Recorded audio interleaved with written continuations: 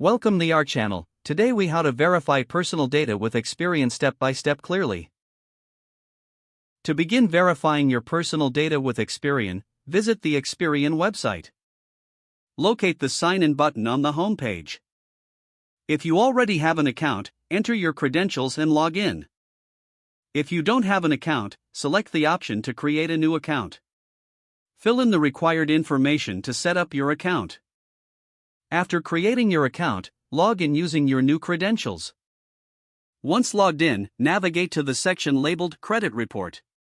Select the option to view your personal data and credit report.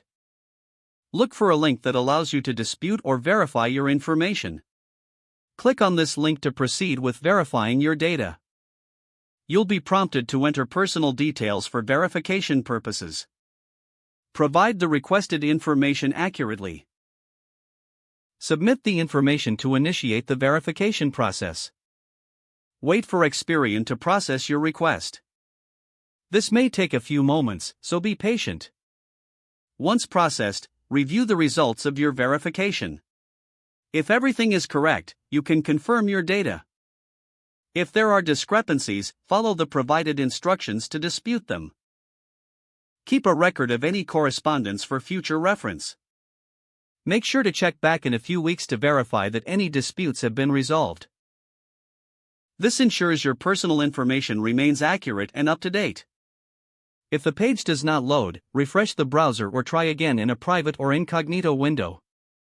Make sure you are using the correct email address, then retype it carefully to avoid small typos. If your password is not accepted, use the reset option and create a new strong password you can remember.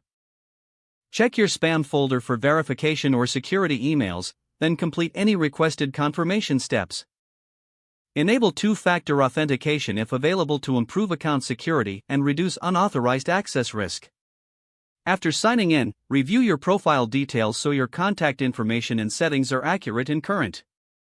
If you see an error message, note it down and try again after restarting your device and internet connection. Don't forget to like this video and subscribe to our channel for more step-by-step tech guides.